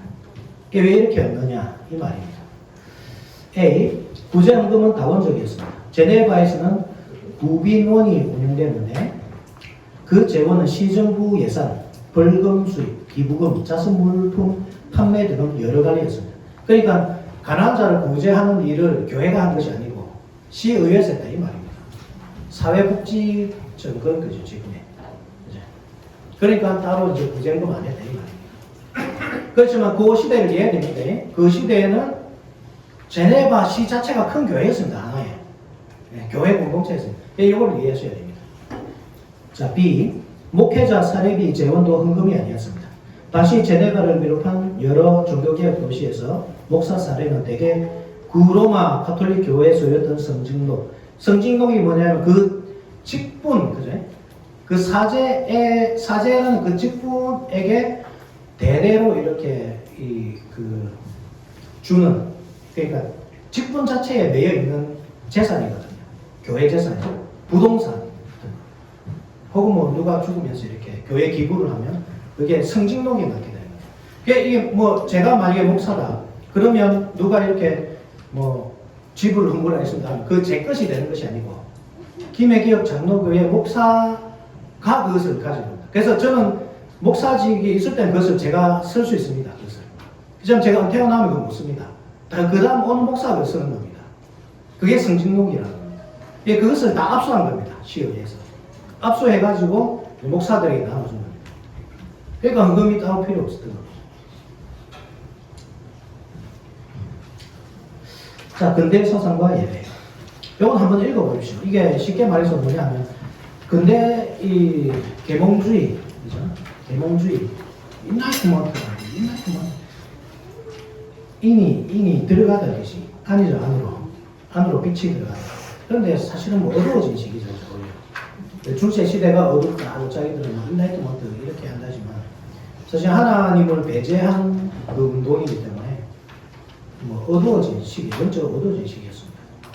그렇게 해서 하나님 중심에서 다시 사람 중심으로 예배가, 말씀도 사람 중심, 기도도 사람 중심. 이러한 전통이 사실 오늘날에 남아있죠. 사람 중심의 예배. 우리가 이것은 지향해야 돼요. 자, 7번째, 경건주의 운동의 예배 특징. 경건주의는 개혁주의나 루터파와는 달리 예배 형식 자체를 새로 만든 운동이 아닙니다. 기존 예배의 틀을 유지하면서 그 예배가 형식화되었다는 문제의식에서 출발한 갱신운동. 그러니까 예배 형식 그대로 남아있다 이 말입니다. 그래서 뭐 적어놨지만 내용이 뭐냐, 예배 형식 그대로 유지하되 이것을 갱신하려고 노력했는데 그 방향이 무엇이냐, 교회 안에 교회, 에클레시올라 인 에클레시아, 교회 안에 교회 운동을 한 겁니다. 소그룹 운동 모임이 여기부터 시작되는 겁니다. 예배를 마치고 돌아가서 소그룹 운동 모임을 하는 겁니다. 이게 나중에 감리교회로 넘어가거든요. 그러니까 우리가 좀 이거는 이제 경건주의 운동은 통일에서 시작된 거고, 감리교 운동은 영국에서 시작됐잖아요. 이게 감리교회 그 창시했던 웨슬리가 모라비안 형제들의 영향을 엄청 받은 걸 여러분 잘 아실 겁니다. 그 사람들이 이제 요한 웨슬리가 이제 교회를 개혁하고자 한 겁니다. 그 앵글리칸이 뭐지? 성공회의 경직된 그 예배, 그것을 개혁해 보고자 에클레시올라 인 에클레시아 이 운동을 한 겁니다. 교회 속의 교회. 그 자기들은 감리교를 만들고자 한 것이 아니고 이 성공회를 개혁해 보고자 시도한 겁니다. 그런데 그 쫓겨난 거죠, 그죠? 쫓겨나면서 그 운동이 결국 감리교가 태동하는 그 계기가 된 겁니다. 이제 요런 그 역사적인 배경이 있다는 걸 아시면 되겠습니다. 자, 그리고 8번, 우리가 나아가야 할 길. 우리가 나아가야 할 길은 무엇이고 했습니까? 저희 뭐 우리 성향상 우리는 진보도 있고 보수도 있고 제가 사람을 만나보니까 다 그렇다고요. 진보도 있고 보수도 있고. 근데 개혁주의 목사님들은 대부분 개혁주의를 추구하는 목사는 대부분 진보입니다. 예, 극진보입니다. 극진보. 진보 아니면 못합니다. 예, 다 제가 캐치할 때 다 그랬습니다. 안 된다. 하지 마라. 안 된다. 예, 저는 그랬습니다. 됩니다. 왜 안 됩니까? 예, 제가 개혁주의적인 성향이, 아니 개혁주의 진보적인 성향이 제가 강해서 그렇습니다. 이게 진보는 그렇죠, 그죠? 뭐가 앞에 내가 가야 할 길이 있으면 뭐 앞뒤 생각하고 일단 가고 봅니다. 요 조금 장점이에요, 단점이다. 그런데 보수는 돌다리도 이 두들보고 그러죠, 그죠? 보수. 그러니까 이 세상 정치는 그렇습니다. 제 생각에는 그 보수와 진보가 항상 균형을 이뤄야 됩니다. 너무 보수화돼 버리면 사회가 발전을 안 합니다. 그런데 진보만 있으면 엄청 불안정해집니다, 사회가. 안정이 없어집니다. 그래서 진보와 보수가 같이 균형을 이루면서 나가는 게 가장 이상적인 나라라고 생각합니다. 그러면 우리 하나님은 우리 예수님은 진보이실까요? 보수이실까요? 한편으로는 진보시죠. 그 시대를 생각해 보시죠. 보수는 헤롯당이잖아요. 그래서 헤롯당, 그래서 사도계인들. 그 사람들이 보수였습니다. 뭐 지금 뭐 잘하고 있는데 뭘 지금 뭐 세운 것이냐. 그런데 예수님은 거기서 막 확 다 뒤집어 엎어버리셨어요. 성전에 들어가셔서 칙칙칙하면서 다 내쫓고 완전 진보 성향 아닙니까? 예수님. 그런데 한편으로는 또 보수잖아요. 그렇게 하시는 이유가 뭡니까? 진보를 하시는 이유가. 그렇죠. 참된 것으로 돌아가기 위해서. 참된 것을 수호하기 위해서. 그러면서 보수거든요. 하나님께서 우리에게 그 경작하고 지키라 하는데 경작해가는 것, 이 세상을 경작해가는 것, 보수입니다. 경작해야 돼요. 근데 동시에 지켜야 됩니다. 중요한 가치는 지켜야 됩니다. 그러면서 보수입니다. 그래서 우리는 보수적이면서도 진보인데 어떤 면에서 보수적이어야 하느냐, 진리를 지켜야 한다는 면에서 보수적입니다. 그냥 또 한편으로 진보적이어야 합니다. 진리를 향해야 한다라는 면에서 또 진보적이어야 합니다. 그래서 보수만 주장하다 보면 그냥 뭐 우리 경건주의 운동이 태동하듯이 그렇게 시대 속에서 쓰러져 가는 겁니다. 진보만 추구하다 보면 진리에 대한 그 보수는 또 진보만 추구하다 보면 그 하나님의 진리를 생각하면 엉뚱한 길로 또 가게 돼요. 그래서 이 두 개를 잘 이렇게 균형을 맞춰 가야 됩니다. 아까도 말했지만 우리가 그 스승으로 모시는 칼빈 선생님도 어떤 그 규정된 예배 행태를 딱 놓고 이렇게 해라 하지 않았어요. 그게 성경에도 그렇게 나오지 않습니다. 딱 규정된 예배 행태가 없습니다. 예배 요소는 있죠, 그죠? 우리가 봤잖아요. 예배 요소들. 그 예배 요소들을 우리가 어떻게 우리 교회에서 잘 녹여서 하나님께 영광 돌릴 수 있는, 그리고 우리 성도들이 그냥 앉아서 그 예배 순서만 딱 봐도 은혜가 되는 그거를 만들 수 있을지 우리가 항상 고민해 가야 됩니다.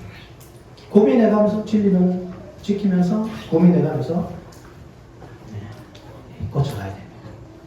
그래, 고칠 것은 무엇인지 또 우리가 지켜야 할 것은 무엇인지 그것을 강의가 끝나면 한번 나눠보시면 좋겠습니다. 잘 이해되겠습니다. 혹시 질문이 있습니까? 감사합니다. 누가 질문할까 제가 굉장히 두근두근 했는데. 자, 그럼 우리 주기도만 하시고 하시면